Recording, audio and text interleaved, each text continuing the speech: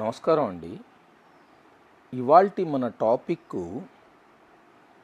ఒక dish commercial కిచెన్లో తయారు చేసేటప్పుడు కొన్ని ప్రాసెసెస్ అండ్ ప్రొసీజర్స్ అవుతాయండి.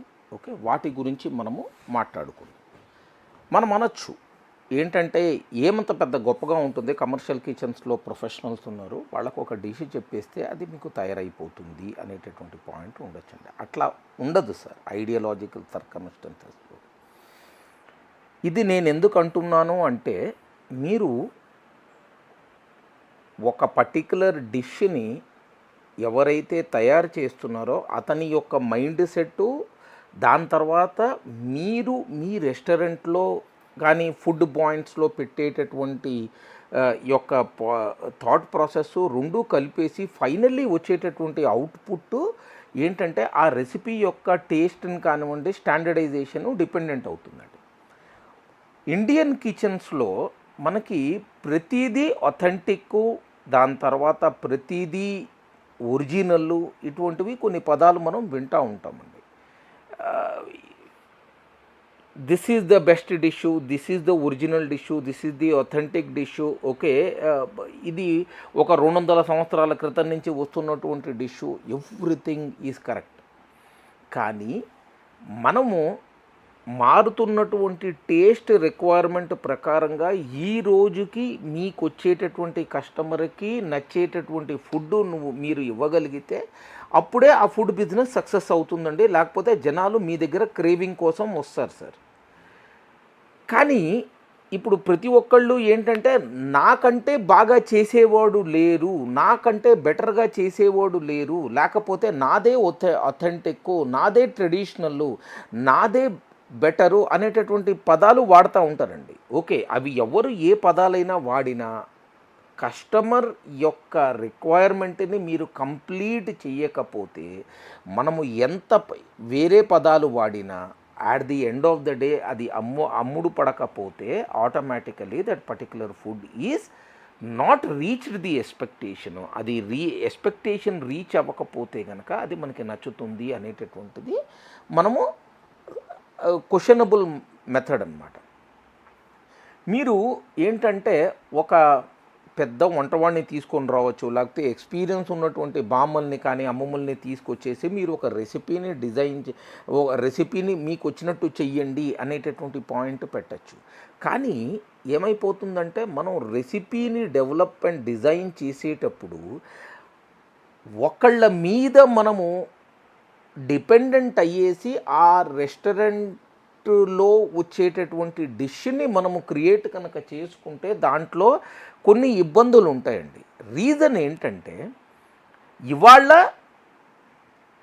బాగా ఉండేటటువంటి ఒక వంటతను ఉన్నాడండి, రేపు పొద్దున ఒక కుర్రవాడు వండాడండి.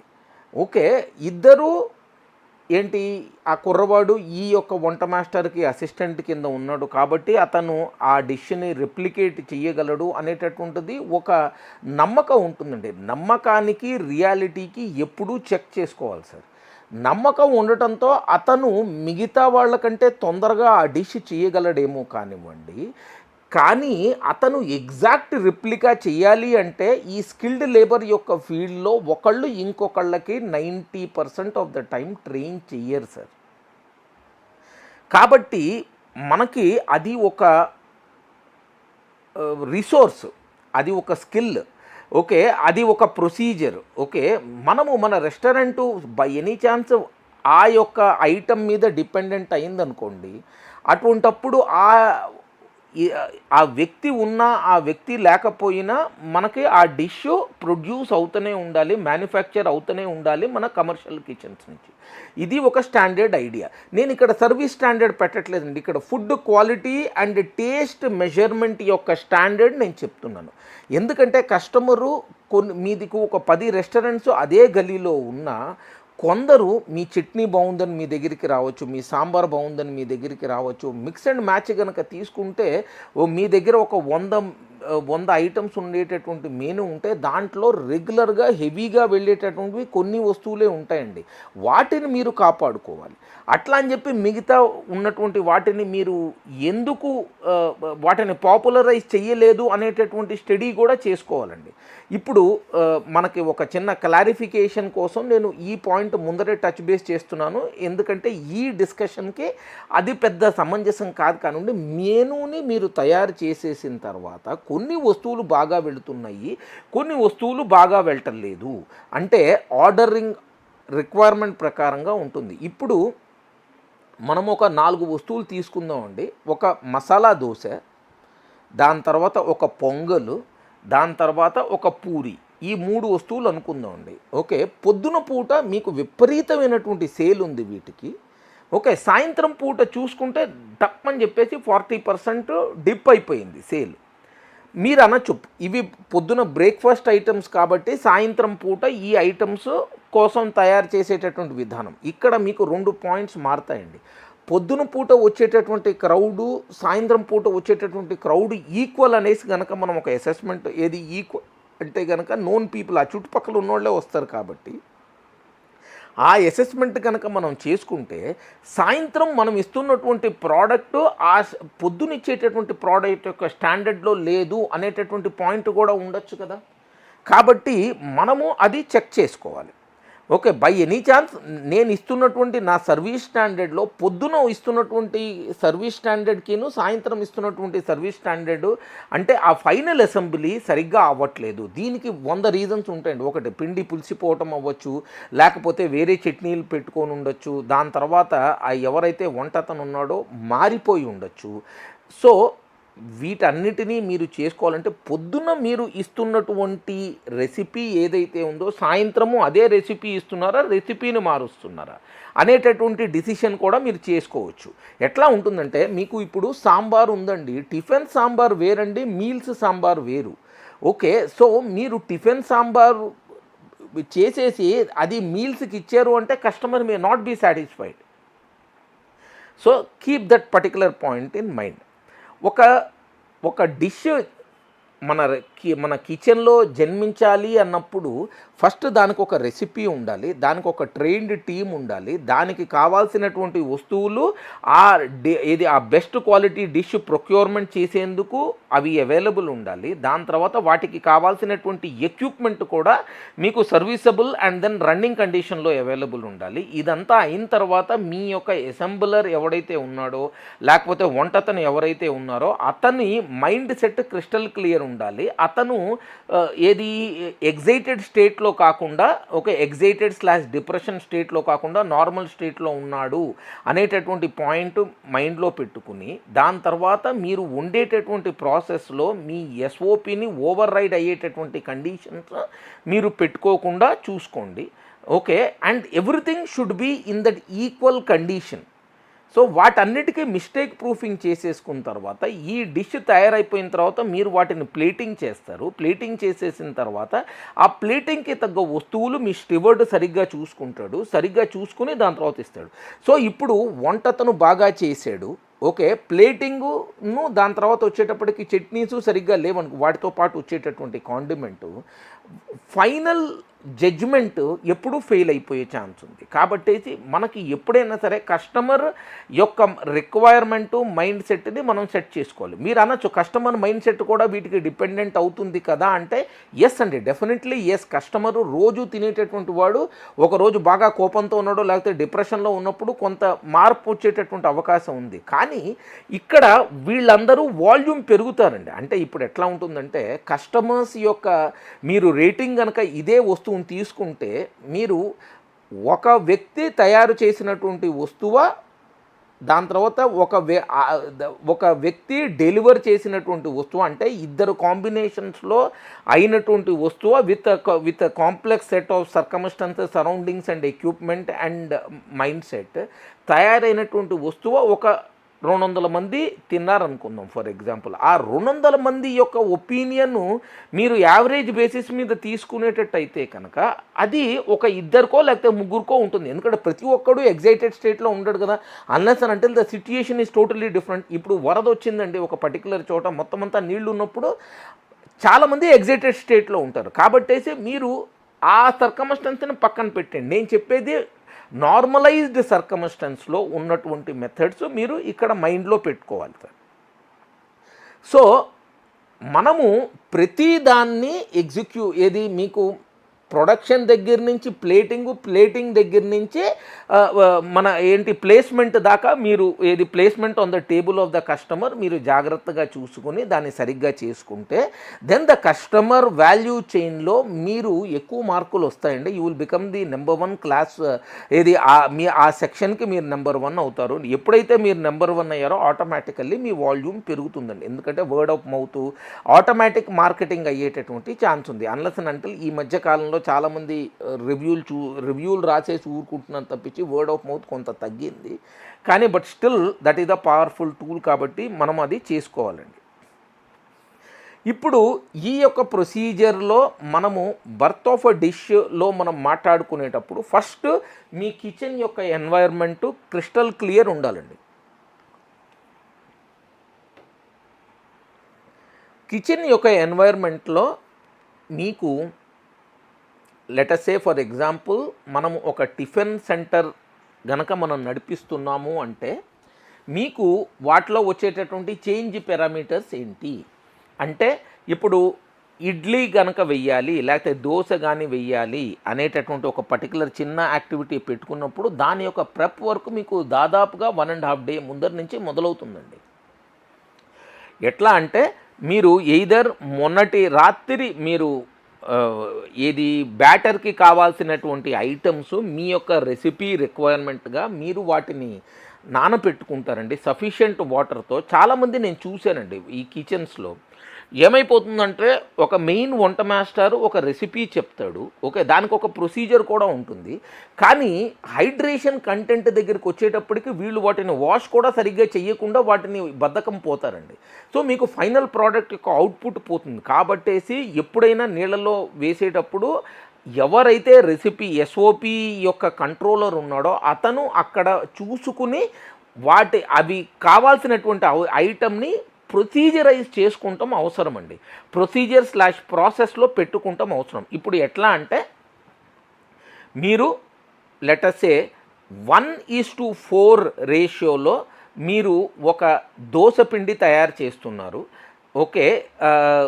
దాని తర్వాత 1:3లో రవ్వ ఇడ్లీ మీరు తయారు చేస్తున్నారు అనుకుందాం. 1 వచ్చేటప్పటికి ఉడుద్దాలు, ఓకే, 3 వచ్చేటప్పటికి మీకు ఇడ్లీ రవ్వ పిండి. సో నేను ఇప్పుడు సోల ఫామ్లోనే వెళ్తున్నానండి. ఇది కూడా మనం మార్చుకోవాలి వెయిట్ ఫామ్లో, అది తర్వాత మాట్లాడుకుందాం. జస్ట్ ఫర్ క్లారిటీ పర్పస్ మీరు ఒక చిన్న ఒక కొలతతో మీరు ఏం చేశారు, వాల్యూమ్ ఓరియంటెడ్ మెజర్స్ అని మనం అంటామండి. ఇది మనము వాల్యూమ్ ఓరియంటెడ్ మెజర్స్ మనం తయారు చేసేటప్పుడు, ఓకే, ఫస్ట్ ఒక సోల మనం తెచ్చుకున్నాము, ఒక స్టాండర్డ్ మెజర్మెంట్ టూల్ పెట్టుకోవాలి, అవి మల్టిపుల్ యూనిట్స్ ఉండాలి. ఆ టూల్ మీరేం చేస్తారు, ఇవాళ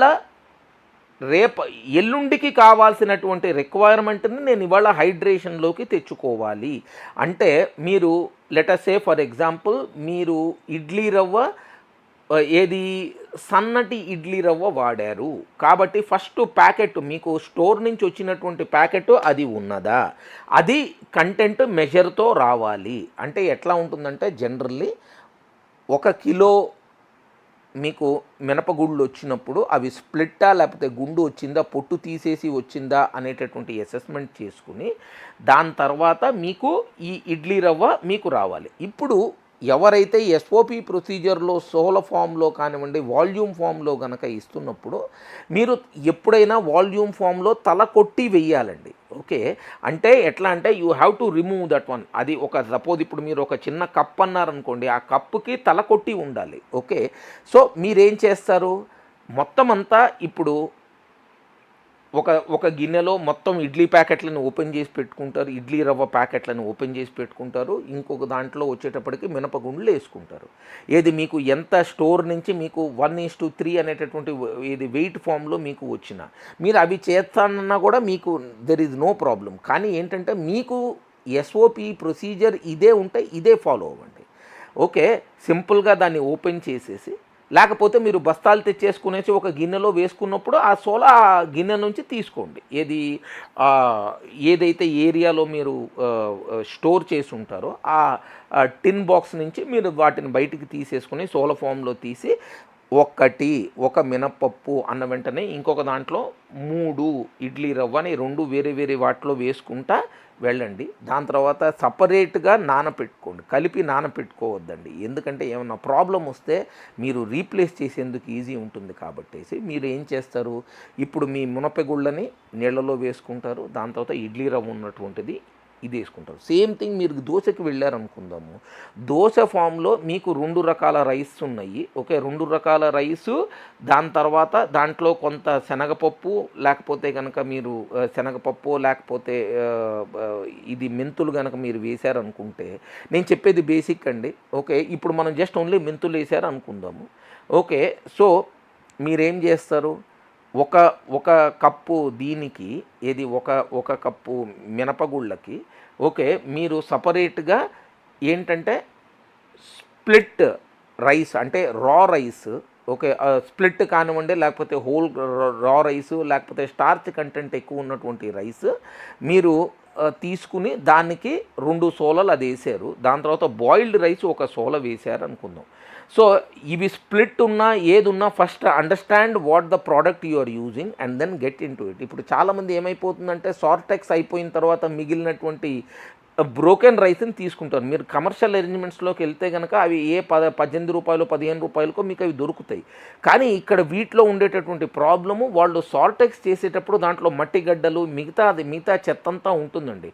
అది క్లీనప్ చేసుకోవాలి. ఎందుకంటే మీ good will is your money అనమాట. కాబట్టి మీరు అవన్నీ చెక్ చేసుకుని క్లీనప్ అయిపోయి ఉన్నటువంటి ప్రోడక్ట్ మీద మీరు తెచ్చుకుంటే, ఎందుకంటే బేసిక్ హైజీన్ క్లీనప్ యాక్టివిటీస్ నేను ఇప్పుడు మాట్లాడటం లేదండి, అవి ఎప్పుడైనా తర్వాత మాట్లాడుకుందాం if it is necessary or any person would ask me that requirement.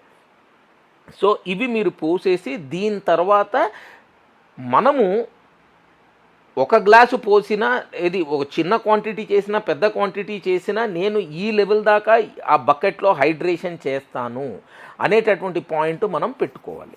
And 2 మీరు వాడేటటువంటి కంటైనర్ ఎప్పుడూ స్టాండర్డైజ్డ్ ఉండాలండి. మీరు ఎప్పుడైనా సరే కొన్ని మ్యానుఫ్యాక్చరింగ్ ప్రాసెసెస్ వీడియోస్ చూస్తుంటే వాళ్ళు 10 సార్లు 5 కేజీల రైసో లేకపోతే 3 కేజీల రైసో, ఇప్పుడు రైస్ కేక్ కనుక మీరు చూసారనుకోండి ప్రొడక్షను, వాళ్ళు ఏం చేస్తారంటే కనుక రైసు వాటరే అక్కడ ఉండేది, కానీ ఆ ప్రొసీజర్లో వాళ్ళు దాదాపుగా వాళ్ళకి 100 కేజీల రైస్ కుక్ చేయాలి అనేటటువంటి రిక్వైర్మెంట్ ఉన్న వాళ్ళు వాడేటటువంటి ప్రొసీజరు చిన్న గిన్నెలో ఒక స్టాండర్డ్ క్వాలిటీలో ఇంత టైం కోసము అని మెజర్ చేసుకుని ఆ ఎస్ఓపి ఫామ్తో అన్నీ అంత టైంలో పెట్టేసి దాని తర్వాత వాటిని బయటికి తీసేస్తారండి. ఎందుకంటే మీకు ఎవరైనా ఒక ల్యాబ్లో కానివ్వండి, లేకపోతే కనుక ఒక టెస్టింగ్ ఏరియాలో ఇది టైం లైను ఇంత క్వాంటిటీకి అని ఫిక్స్ చేసుకున్న తర్వాత మీరు దాన్ని డిస్టర్బ్ చేయకూడదు. ఎందుకంటే మీ ఫైనల్ ప్రోడక్ట్ ఎప్పుడూ ఇంపార్టెంటే. మీరు అనొచ్చు, నా చేతి యొక్క మహత్యము, నా చేతిలో టేస్ట్ ఉంది, ఎవ్రీథింగ్ ఈజ్ ఫైన్ అండి. నేను అంటుంది ఏంటంటే కనుక హీటింగు, వాటరు, దాని తర్వాత మీరు చేసేటటువంటి ప్రొసీజర్ కూడా మీ యొక్క చేతిదిను దాని తర్వాత మీ యొక్క ప్యాషన్ మీద డిపెండెంట్ అవుతుంది. వంట వాళ్ళ ప్యాషన్ అనుకోండి, లేకపోతే కనుక ఎవరైతే ఎఫ్బిఓ ఉన్నాడో వాళ్ళ ప్యాషన్ మీద డిపెండెంట్ అవుతుంది. కానీ మీరు ప్రొసీజర్ డెవలప్ అయ్యేటప్పుడు అది ఈజీగా రాని వాళ్ళు, దాని తర్వాత కళ్ళు మూసుకొని పని చేయగలిగేటటువంటి వాళ్ళు మిస్టేక్ ప్రూఫింగ్ చేసుకుంటా ముందరికి వెళ్ళాలండి. సో మీరు ఇది తయారు చేసేసి దాని తర్వాత దీన్ని మీరు ఎంత టైము, సపోజ్ ఇప్పుడు మీరు నానబెట్టిన తర్వాత అది 8 అవర్స్ ఉండాలా, లేకపోతే 4 అవర్స్ ఉండాలా, లేకపోతే 2 అవర్స్ ఉండాలా, మీకు చాలా రెసిపీస్ ఉన్నాయండి. మీరు ప్రతి దాంట్లో చూసుకుంటే 1.5 గంటలు సరిపోతుందని ఒకళ్ళు అంటారు. కొంతమంది వచ్చేటప్పటికే హైడ్రేషన్ నేను ఇంత చేస్తున్నా, నేను 8 గంటల కంటే తక్కువ అయితే కనుక ప్రోడక్ట్ క్వాలిటీ బాగోదంటారు. ఇంకొకళ్ళు మినిమం మనకు ఒక 16 గంటలు ఉండాలి అనేసి అంటారు. మీరు అక్కడ వెదర్ కండిషను మీ ఏరియాలో ఉండేటటువంటిది, దాని తర్వాత మీకు సెట్ అయ్యేట చేసేటటువంటి ప్రొసీజర్ మీ ఫైనల్ అవుట్పుట్ ప్రకారంగా మీరు తీసుకోండి. యావరేజ్ బేసిస్ మీద లెటర్సే మనము ఫస్ట్ బ్యాచ్ని మనం దాన్ని బ్యాటర్ని మనం గ్రైండ్ చేసుకునేటప్పుడు మినిమం ఒక హైడ్రేషన్లో ఏది ఆ temperature of the hydration water కూడా మనం జాగ్రత్త పడాలి. రూమ్ టెంపరేచరా, లూక్ వామా, లేకపోతే కనుక ఒక మోస్తరుగా వేడున్నదా, లేకపోతే చల్లటి నీళ్ళ అనేటటువంటిది మనం మైండ్లో పెట్టుకుని క్లీన్ చేసేసుకున్న తర్వాత ఆ నీళ్లు అంతకి నింపి ఆ టైం పీరియడ్ అయిపోయిన తర్వాత మీరు వాటిని ఏంటి ఆ వెట్ గ్రైండర్లో ఏది సపోజ్ ఇప్పుడు మీకు ఉడుద్దాలు ఉందంటే కనుక ఏది మన మినపప్పు ఉందంటే ఆ మినపప్పుని మనం స్టోన్ గ్రైండర్లో చేసుకుంటాం. ఎందుకంటే it has to get bouncy అనమాట. అందుకని చెప్పి మనం దాంట్లో గ్రైండ్ చేస్తాము. ఓకే, ఏది బౌన్సీనెస్కిను ఫర్మెంటేషన్కి సంబంధం లేదండి. బౌన్సీనెస్ కూడా మనకి ఫర్మెంటేషన్ తర్వాత రావాలి. ఫర్మెంటేషన్ ఏంటంటే మనము గాలి నింపటము. ఓకే, బౌన్సీనెస్ కూడా మీరు ఇంకొక పద్ధతిలో గాలి నింపటం. Okay, so let us not get in to too much of the science on that one. Method వచ్చేటప్పటికి urad dal or maybe sticky substance wet గ్రైండర్లో చేస్తే దాని రిజల్ట్ బాగుంటుంది. మీరు ఇన్స్టెంట్ వెట్ గ్రైండర్లో నేను చెయ్యకూడదా అంటే కనుక మీరు చెయ్యొచ్చు, కానీ దానికి ఇంకొక కొత్త ఎడిషనల్ స్టెప్స్ ఏమన్నా ఉన్నాయేమో. నేను మిక్సర్ గ్రైండర్ని నేను వాడకూడదా ఇవి నేను గ్రైండ్ చేసుకునేందుకంటే డెఫినెట్లీ ఎస్. కానీ ఏంటంటే మీ ప్రొసీజరు మీ ఫైనల్ ప్రోడక్ట్కి కావాల్సినటువంటి రిక్వైర్మెంట్కి మధ్యలో ఏది స్టోన్ గ్రైండర్ కాకుండా వేరేటటువంటి ఆల్టర్నేటివ్ వాడుతున్నప్పుడు వాటిలో వచ్చేటటువంటి ప్రోడక్ట్ని ఎడిషనల్ స్టెప్స్ ఏమైనా పెట్టాలా అనేటటువంటిది చేసుకుని వాటన్నిటినీ మీరు వే చేసుకుని దెన్ ఏంటంటే వాటిని కలపండి. ఈవెన్చువల్లీ ఒక పర్టికులర్ పీరియడ్లో ఈ యాక్టివిటీలో అయినప్పుడు మనకి ఈల్డ్ వాల్యూ ఇంత వచ్చింది, ఈ ప్రోడక్ట్ ఈ ప్రాసెస్ వాడుతున్నప్పుడు ఈల్డ్ వాల్యూ ఇంత వచ్చింది. కాబట్టి ఏ ప్రొసీజర్ మీకు బెటర్ ఈల్డ్ వాల్యూలు ఇచ్చి దాని తర్వాత ఫైనల్ అవుట్పుట్ బాగుంటుందో ఆ యొక్క మెకనైజ్డ్ ప్రాసెస్ మీరు మీ యొక్క ప్రాసెస్లో ఇన్కార్పొరేట్ చేసుకోండి సార్. సో ఇది మీరు ఇన్కార్పొరేట్ చేసేసుకున్న తర్వాత మీరు చేసేటటువంటి ఒకటే రెసిపీ కాదండి, రెసిపీతో పాటు మీకు ప్లేటింగ్లో వేరియస్ ఐటమ్స్ ఉంటాయి. వేరియస్ ఐటమ్స్కి వాటి యొక్క ఎస్ఓపి ఉంటుంది. సో మీరు వాటన్నిటినీ మీరు కంప్లై చేయాలి. సో నేను వాటిలో ఓవర్గా వెళ్ళలేదు, ఎందుకంటే ఒకటి చెప్పానంటే మిగతా వాటిని కూడా అంతే జాగ్రత్తతో చేయాలి అనేటటువంటిది బేసిక్ రిక్వైర్మెంట్ అండి. దాని తర్వాత మీరు ప్రతిదానికి దాని యొక్క ఆల్టర్నేటివ్ పెట్టుకోండి. ఇప్పుడు వెట్ గ్రైండర్ పాడైపోతే నా దగ్గర మిక్సీ ఉంది, మిక్సీలో నేను చేసుకుంటున్నాను. ఇప్పుడు నాకు ఇన్స్టెంట్ రైస్ గ్రైండరు లేకపోతే వెట్ గ్రైండర్ కనుక లేకపోతే కనుక నేను వాడేటటువంటిది వేరే మెథడ్ ఉంది. దాన్ని నానబెట్టేసుకుని కావాలంటే నేను బయటికి తీసుకెళ్ళటము, లేకపోతే ఉన్నటువంటి ఏది నేను డ్రై పౌడర్ తెచ్చేసి దాన్ని కాసేపు స్టీమ్ చేసేసి దాన్ని దీంట్లో కలుపుకుంటాము.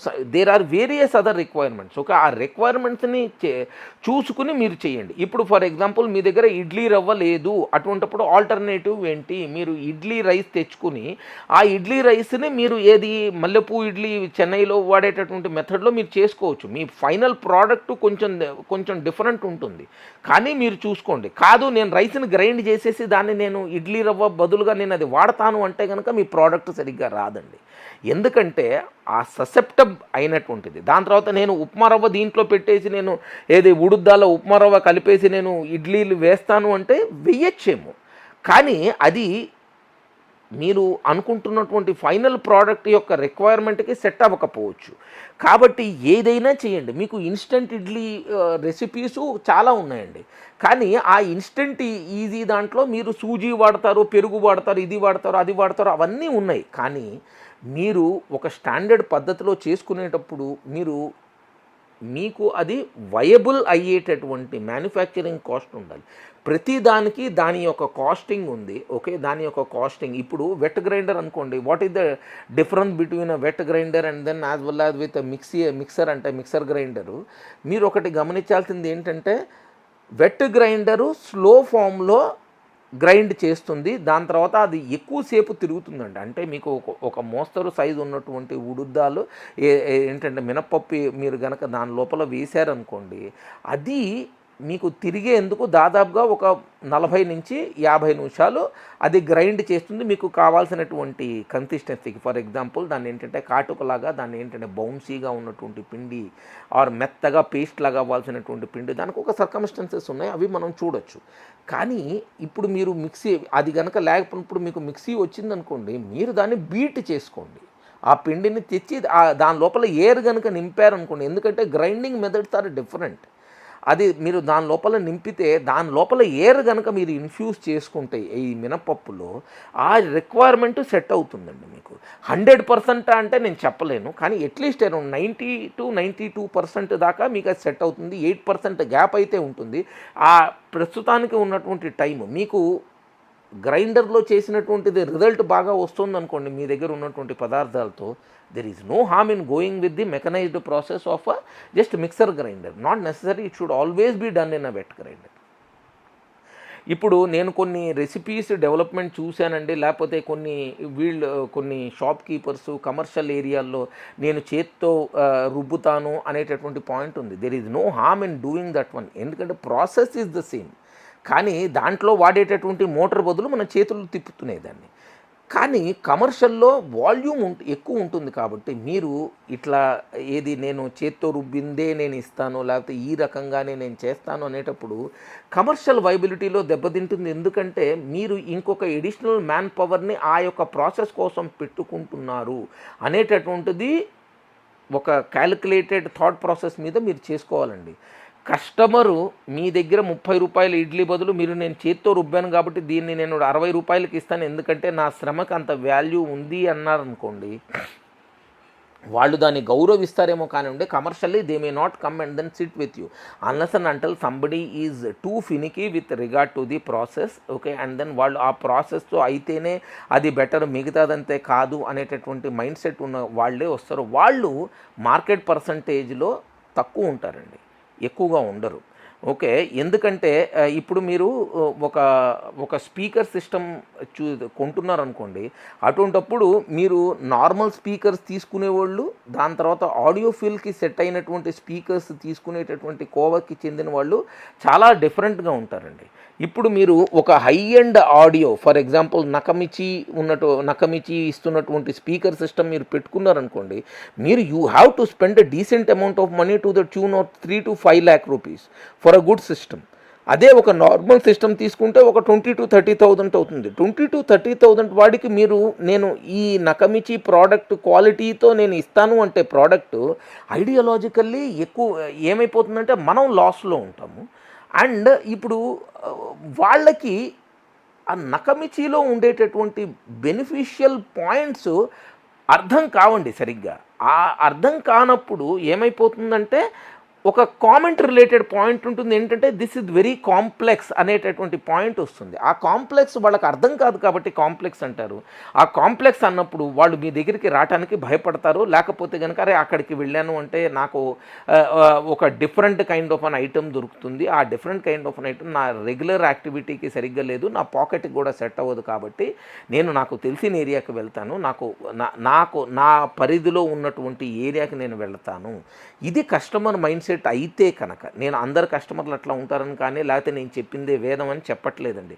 నేను ఎవరిని వేలు పెట్టి చూపెట్టాలని కాదండి, ఎవరి యొక్క క్యారెక్టర్ వాళ్ళదండి. ఓకే, మనము వాళ్ళ అందరూ ఏంటంటే కనుక స్పెసిఫిక్ అండ్ రేర్ అనేటటువంటి మూసలో మనం వాళ్ళని పోసుకొని ప్రతి కస్టమర్ యొక్క రిక్వైర్మెంట్ని మనం సాటిస్ఫై చేయగలుగుతున్నామా లేదా అనేటటువంటి అసెస్మెంట్ మనం ఎప్పుడూ చేసుకోవాలి. సో ఇది అయిపోయిన తర్వాత మీకు ఒక బ్యాటర్ వస్తుంది. దాని తర్వాత మీరు ఎప్పుడు వాటిని మిక్స్ చేస్తున్నారు అంటే ఒక గంట సేపు వీటిని మనం బయట పెట్టి దాని తర్వాత మనం మిక్స్ చేస్తున్నామా, దాని తర్వాత నేను ఏ టైప్ ఆఫ్ యూటెన్సిల్లో వీటిని ఫెర్మెంట్ కోసం నేను మిక్స్ చేస్తున్నాను అనేటటువంటి యాక్టివిటీ మీద కూడా ధ్యాస పెట్టేసి దాని తర్వాత ఈ బ్యాటరు మీరు ఏ రోజైతే పొద్దున పూట మీరు ఇడ్లీ వేయాలనుకుంటున్నారో అక్కడ మీరు పెట్టుకోవాలండి. నేను రిఫ్రిజిరేషన్ చేస్తాను అన్నప్పుడు రిఫ్రిజిరేషన్ అయిపోయిన తర్వాత థా అయినప్పుడు మళ్ళీ ఇదే సర్కమ్స్టెన్స్ ఉందా? ఇప్పుడు ఒక చిన్న పాయింట్ గమనించండి సార్. ఇప్పుడు మనం స్నాక్స్ వేసి మిరపకాయ బజ్జీలు వేస్తున్నాం అనుకోండి. ఓకే. ఆ శనగపిండి యొక్క లైఫ్ 15 నిమిషాలు మాత్రమే అండి. మ్యాక్సిమం 15 నిమిషాలు సార్. మీరు కలిపిన వితిన్ 5 to 7 మినిట్స్ మధ్యలో మీరు ఆ పిండిని వాడేసుకోవాలండి. ఓకే. అందుకే మీరు ఎప్పుడైనా స్నాక్ పాయింట్స్‌లో బాగా నడిచేటటువంటి స్నాక్ పాయింట్‌లో వాడు హాఫ్ డన్‌తో చేసేసి మీకు ఐటెమ్స్‌ను పక్కన పెట్టి మళ్ళీ రెండో వాటిని ఇంకొకసారి వేడి చేస్తారండి. దీని లోపల మీకు కరకరలాడటం దగ్గర నుంచి మిగతా అదర్ ఫ్యాక్టర్స్ ఉన్నాయి. కానీ మీకు శనగపిండి యొక్క బౌన్సీనెస్, దాని తర్వాత మీరు సోడా కలిపిన తర్వాత అవి పొంగేటటువంటి timeline whatever it might be there, అది కరెక్ట్గా మంచి క్వాంటిటీ వచ్చేది, మంచి క్వాంటిటీ అండ్ క్వాలిటీ వచ్చేది మీకు 15 నిమిషాలండి మ్యాక్సిమమ్. ఓకే. నేను చెప్పింది కాదండి, పెద్ద పెద్ద మహానుభావులు ఎవరైతే ఈ ఫీల్డ్లో తలపండిపోయి ఉన్నారో వాళ్ళు చెప్పినటువంటి పాయింట్స్ ఇవి. సో నేను మిగతా దానికి వాడుకోలేనంటే మీరు వాడుకోవచ్చండి, కానీ మీ ఫైనల్ ప్రోడక్ట్ అది ఉండదు. శనగపిండి కలిపే విధానం అదే, కానీ ఒక చిన్న టైం ల్యాప్స్ అయిపోయిన తర్వాత అది వాడకానికి పనికి రాకుండా పోయింది. అది ఆ ప్రోడక్ట్ యొక్క బేసిక్ పాయింట్ అండి. కాబట్టి మీరు అది కూడా మైండ్లో పెట్టుకోవాలి. ఇప్పుడు నేను మొన్న రాత్రి తయారు చేసినటువంటి ఇడ్లీ పిండి నేను ఇవాళ సాయంత్రం కూడా నేను సర్వ్ చేస్తున్నాను అన్నప్పుడు ఆ బౌన్సీనెస్ లేకుండా పొద్దున్న ఉన్నటువంటి ఫ్రెష్నెస్ ఇదే పిండి సాయంత్రం కూడా మనం వాడేటప్పటికి లేకపోతే ఆటోమేటికల్లీ మీ యొక్క ప్రొసీజర్స్లో మీరు ఇవి ఇన్కార్పొరేట్ చేసేసుకుని మళ్ళీ మీరు నెక్స్ట్ స్టెప్ ఒకటి తయారు చేసుకోవాలి. ఏంటి?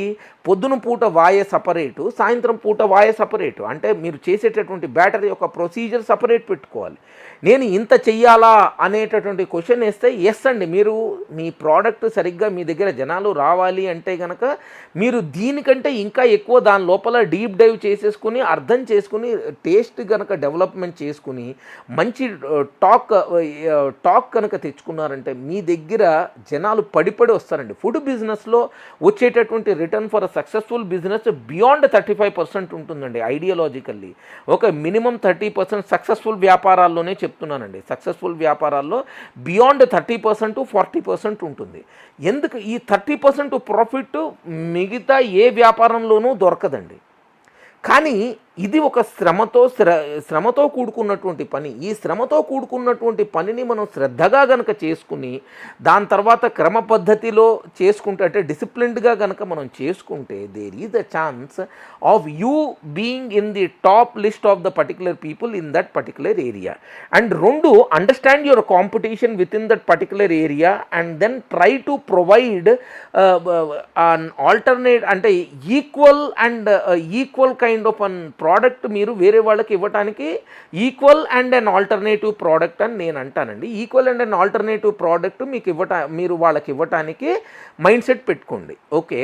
సో ఇప్పుడు ఇడ్లీ ఉందండి. ఇడ్లీలో సపోజ్ పల్లీ చట్నీ పాపులర్ అయినప్పుడు అక్కడ చుట్టుపక్కల పల్లీ చట్నీలో కొంత మిక్స్ అండ్ మ్యాచ్ చేస్తున్నాను అనుకో. ఒకడు కొబ్బరి కలిపారు, ఒకడు పుట్నాలు కలిపారు, ఇది ఎంత whatever is there as the final menu product. మీరు ఓన్లీ పల్లీ చట్నీ ఇస్తున్నారా, మీరు ఆ రేంజ్ ఇస్తున్నారా, లేకపోతే దానికంటే వేరేది ఇస్తున్నారా which is far more tastier and then which is popular in the ఇది ఆ చుట్టుపక్కల ఉన్నటువంటి హౌస్ హోల్డ్స్లో popular and knowledgeable type of product ఇస్తుంటే మీరు ఇవ్వచ్చు. ఇప్పుడు మా ఇంట్లో వచ్చినటువంటి చట్నీ మళ్ళీ మీ దగ్గరికి వచ్చి తినాలా అంటే చాలామంది అది ప్రిఫర్ అవుతారండి బ్రేక్ఫాస్ట్ స్పెసిఫికల్లీ. కాదు నేను వేరేది ఇవ్వాలి అంటే కనుక డెఫినెట్లీ పెట్టండి, ఆల్టర్నేటివ్ పెట్టండి. కానీ వాళ్ళకి అర్థమయ్యేటటువంటి ఐటము మీరు వాళ్ళకి ఇవ్వకపోతే there is a chance that those particular people will not do the deep dive to understand this newer product. మీరు వీళ్ళకి న్యూవర్ ప్రోడక్ట్ మెల్లగా అలవాటు చేయాలి. Don't give them by surprise. నేను ఇదే ఇస్తాను. ఇప్పుడు సేమ్ థింగ్ మీకు దోశకి కానివ్వండి మిగతా వాటి అన్నిటికీ కూడా అప్లై అవుతుంది సార్. ఒక పర్టికులర్ పాయింట్ నేను అర్థం చేసుకునే చెప్పేది ఏంటంటే, మీరు ఒక సర్కమ్స్టెన్స్లో ఒక ప్లేటింగ్ చేసినప్పుడు మీరు కొన్ని ఐటమ్స్ ఇచ్చారండి. ఏది డే 1లో ఏది నాకు పేరు పెరుగుతుంది అని. ఈవెన్చువల్లీ మీరు మెల్లగా ఐటమ్స్ తగ్గించారు, ఎందుకంటే అది కాస్ట్ వయబిలిటీ అవ్వట్లేదు అనేసి. ఓకే. ఇది చాలా వరకు మనము ఏంటంటే ఈ స్నాక్స్ వ్యాపారాల్లో చూస్తూ ఉంటామండి. ఏమైపోతుంది, మొదటి రోజు ఉల్లిపాయలు ఉంటాయి, దాని తర్వాత వచ్చేటప్పటికి ఒక సపోజ్ ఇప్పుడు మీరు ఇడ్లీ పిండితో చేసినటువంటి వడలు ఇచ్చాడండి. ఓకే. దాని లోపల ఒక ట్యాంగీ చట్నీ ఉంటుంది, దాని తర్వాత వేయించినటువంటి మిరపకాయలు ఉంటాయి, which are actually seasoned with some salt and మన ఏంటంటే ఎసిటిక్ యాసిడ్ అంటే నిమ్మప్పు దానిపైన పెట్టుంటాము. ఓకే, సో అది దాని తర్వాత ఒక చట్నీ, ఓకే, ఉల్లిపాయలు, ఓకే, అది బ్రైండ్ అండ్ ఏది వినిగరెట్ ఉల్లిపాయలు ఇవంతా మీకు వేసేసి ఒక కాంబినేషన్ ఇచ్చి పైన ఈవెన్ కొత్తిమీర మిగతాదంతా చల్లి దాని తర్వాత ధనియాల పొడిను దాని తర్వాత చాట్ మసాలా పొడి ఆ ఐటమ్స్ మీద చల్లి మీకు ఇచ్చాడు. సో ఒక ప్లేటింగ్ వచ్చింది. ఒక పర్టికులర్ పీరియడ్ తర్వాత ఇదంతా అయిపోయిన వెంటనే హడావిడిగా వేరే వంటవాడు వస్తాడు. ఓకే, వాడికి ఏంటి ఇట్లా ప్లేట్ తీసేసిన వెంటనే ఇవన్నీ దీంట్లో వేయటమును జస్ట్ ఇట్లా పొట్లం కట్టేసి మీ చేతిలో పెట్టడం, ఇది ఈవెన్ దానికి దారం కూడా కట్టకుండా మీకు ఇస్తాడండి. Don't get in to that one. మనకి ప్యాకింగ్ అనేటటువంటిది అవసరం.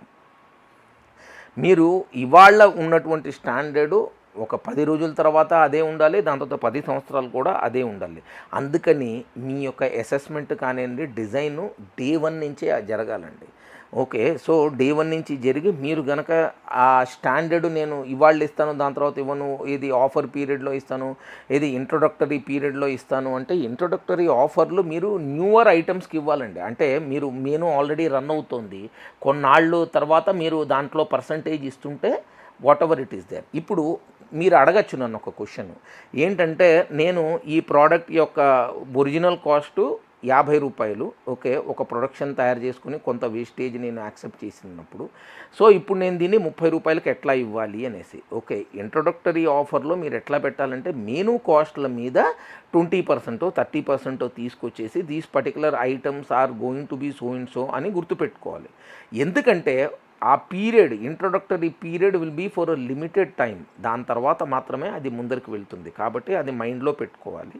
సో ఇది మనం ఒక రెసిపీ ఏంటంటే ఒక డిష్ మన కిచెన్లో తయారైపోయిన తర్వాత మనం ప్లేటింగ్ దాకా తీసుకెళ్ళేటటువంటి ప్రాసెస్ అండి. దీని లోపల మీ కిచెన్ ఆ అసెంబుల్ చేసేటటువంటి వ్యక్తి చాలా ఇంపార్టెంట్. అట్లా అని చెప్పి ప్లేటింగ్ను దాని తర్వాత ప్యాకింగ్ చేసేటటువంటి వ్యక్తి కూడా అంతే ఇంపార్టెంట్. సో ఒకళ్ళు తక్కువ కాదు, ఒకళ్ళు ఎక్కువ కాదు. కాబట్టేసి ఇది మీరు జాగ్రత్తగా మైండ్లో పెట్టుకోండి. ఓకే, రెసిపీని ఎట్లా డెవలప్మెంట్ చెయ్యాలి అనేటటువంటిది ఒక వీడియో నేను ఆల్రెడీ తయారు చేశానండి. సో మీరు అది వెరిఫై చేస్తే బాగుంటుంది. నేను ఇంకొక వీడియో చేస్తానండి కొన్నాళ్ళ తర్వాత. ఆ వీడియోలో ఎట్లా అంటే మనము మన మెనూలో ఏ ఐటమ్స్ పెట్టాలి, దాని తర్వాత వాటిలో డిస్ప్లే అయ్యేటటువంటి మెనూస్ ఏంటి, దాని తర్వాత వచ్చేటప్పటికి ఒకటి elaborate menu or informative menu అని మీరు అనండి. రెండోది వచ్చేటప్పటికి మీది వచ్చే టూకీ menu or maybe quick menu అని ఒకటి అండి. క్విక్ మెనూ అంటే ఒక సింగిల్ పేజర్లో ఓన్లీ డిష్ నేమ్స్ రాస్తారు. So keep that in mind and do the necessary activity to ensure that your business becomes successful. ఇవి చిన్న చిన్న టాక్స్ ఎందుకంటే మీరు వెళ్తూ వినేందుకు ఉన్నటువంటి పాయింట్. కానీ ఒక డిష్ జన్మించింది అంటే అది దానికి చాలా శ్రమ ఉందండి, చాలామంది ఇన్వాల్వ్ అయ్యి ఉన్నారు. ఓకే, నేను ఇప్పుడు ఇందాక మీకు అన్నాను అసెంబుల్ అయ్యేటటువంటి వాడు, దాని తర్వాత ఇది కస్టమర్కి సాటిస్ఫాక్షన్కి అతను ఎంత మెయిన్ క్యారెక్టర్ అయిపోయినా అక్కడి నుంచి ప్లేట్ తీసి ఆ ఏరియాని క్లీన్ చేసేటటువంటి వాళ్ళు, దాని తర్వాత ఆ ప్రోడక్ట్ ప్రొక్యూర్మెంట్ చేసేటటువంటి ఆ స్టోర్ ఇన్ఛార్జెస్, దాని తర్వాత మీ క్యాప్టెన్స్, మీ వీటన్నిటిని ఫెసిలిటేట్ చేసేటటువంటి ఎఫ్బిఓను, దాని తర్వాత ఎఫ్బిఓ యొక్క క్లోజ్ నెట్ టీమ్ ఎవరైతే ఉన్నారో వీళ్ళందరూ కూడా అంతే రోల్ ప్లే చేస్తారు. ఈవెన్ గిన్నెలు కడిగేటటువంటి ఆవిడ కూడా అంతే ఇంపార్టెంట్ అండి. సో మనము ప్రతి ఒక్కళ్ళ దగ్గర నుంచి ఇన్ఫర్మేషన్ తీసుకొని, లెట్ సే ఫర్ ఎగ్జాంపుల్ మీరు కొంత చట్నీ ఇచ్చారు. ఓకే, ఆ చట్నీ బాగాలేదని మీకు ఎట్లా తెలుస్తుంది? కస్టమర్ మీకు చెప్పడం అంటే కనుక వదిలేసినటువంటి చట్నీ చూడండి, దీంట్లో 2 పాయింట్స్ అవ్వచ్చు. పాయింట్ నెంబర్ 1, వదిలేసినటువంటి చట్నీ టేస్ట్గా లేకపోవచ్చు. ఆర్ రెండో పాయింట్, మీకు అది ఏంటంటే మీరు కావాల్సినటువంటి క్వాంటిటీ కంటే ఎక్కువ క్వాంటిటీ మీరు ఇస్తూ ఉండొచ్చు. సో ఇప్పుడు ఒక 100 మందికి మీరు సర్వ్ చేసినప్పుడు దాంట్లో ఒక 40 to 50% కనుక చట్నీని వదిలేశారు అంటే మీరు ఎక్కువ ఇచ్చారేమో అనేటటువంటి పాయింట్ కూడా మైండ్లో పెట్టుకోండి. After checking weather that particular product is good or not. ఎందుకంటే జిహ్వ చాపల్యం అందరికీ ఒకలాగా ఉండదండి. ఏంటంటే మీకు నచ్చినటువంటి వస్తువులు ఎఫ్బీఓకి బై ఎనీ ఛాన్స్ ఒక చట్నీ బాగా నచ్చిందండి. ఓకే. అట్లా అని చెప్పి వంటవాడికి అదే చట్నీ నచ్చాలని రూల్ లేదండి. అతను వేరే ఏరియా నుంచి వచ్చాడనుకోండి, అతని చట్నీ రిక్వైర్మెంట్ వేరు ఉండొచ్చు. ఓకే. అతని సాస్ రిక్వైర్మెంట్ వేరు ఉండొచ్చు. అతని ఐటెం రిక్వైర్మెంట్ వేరు ఉండొచ్చు. సో మనం ఇవన్నీ పెట్టుకోవాలి. కాబట్టి ఒక ఏంటంటే 50:50 ఆర్ 50:50% మనం అసెస్మెంట్ చేసుకుని దాని ప్రకారంగా మనం ఏంటంటే ఈ ప్రోడక్ట్ ఎంత ఇవ్వాలి అనేటటువంటి అసెస్మెంట్కి రావాలి. ఇది మీకు టైం చెప్తుందండి. ప్రతిదీ సమయమే చెప్తుంది సార్. టైం ఎంత పవర్ఫుల్ అంటే మనము ఎంత ప్లానింగ్ వేసుకున్నా ఆ సమయము మనం సరిగ్గా గనక మనము జాగ్రత్తగా ఐస్ ఇయర్స్ అండ్ అన్ని పంచేంద్రియాలు మనం ఓపెన్ చేసుకుని దాని మీద అసెస్మెంట్ ధ్యాస పెట్టుకోకుండా ఒక నాలెడ్జబుల్ పర్సన్ని కన్సల్ట్ అవ్వకుండా కనుక మీరు వ్యాపారం చేస్తుంటే there is a chance that మీకు తెలియకుండానే చాలా అమౌంట్ వేస్ట్ అయిపోతుంది. మీ ధ్యాస దాని మీద పడలేదు, అంతే తేడా. Okay. So always ensure that your business is successful and always ensure that you listen to all the people and then take the final decision. And all decisions, it is always advisable to be based on data and factual data for a certain period of time, not just for a limited period. చాలామంది ఏమైపోతారు, ఎఫ్బిఓస్ investors ఉంటారు, వాళ్ళు దాని మీద ధ్యాస పెట్టరు. ఏది మంత్లో ఒకసారి వచ్చేసి ఆ కలెక్షన్ తీసుకుంటారు. ఆ కలెక్షన్ తీసేసుకునే టైంలో ఏదో కనిపిస్తుంది, 2 మాటలు మాట్లాడేది దాని తర్వాత వెళ్ళిపోతారండి. నేను చాలా రెస్టారెంట్స్లో ఇవి అవుతాయి అని చెప్పేది మా టీం చెప్పగా నేను వినున్నాను. ఓకే. నేను చూసినవి కొన్ని ఉన్నాయి, నేను విన్నవి కొన్ని ఉన్నాయి. ఓకే. వాళ్ళందరూ ఇండస్ట్రీ ఎక్స్పర్ట్స్ కాబట్టేసి ఇది నేను చెప్తే కొంతమంది దీనికి పాజిటివ్గా రియాక్ట్ అయ్యారు. ఇన్వెస్టర్స్ ఏంటంటే ఒకళ్ళ మీద బాధ్యత పెట్టేసి వాళ్ళందరూ అసలు యాక్టివిటీస్లో పార్టిసిపేటే అవ్వరు అనేటటువంటిది. ఇది చూడండి, ఎఫ్బిఓ ఆపరేషనల్ పర్సన్ అయినా లేకపోతే స్లీపింగ్ పార్ట్నర్ అయినా, who not it is there, it is always advisable that your partners play a vital role in this one, subject to the condition they are knowledgeable in this particular field. Okay. With this I conclude this discussion, okay, on the birth of a dish. Okay, so request you all guys to take the points specified in a good thought process. నేను కొన్ని వదిలేసి ఉంటే నన్ను క్షమించండి, ఎందుకంటే I'm not God. నేను చూసినవి, నాకు తెలిసినవి మీకు చెప్పాను. నేను కూడా కొన్ని మిస్ అయిపోయి ఉంటాను. If you can educate me, I will really be thankful. Okay. Have a nice day and God bless.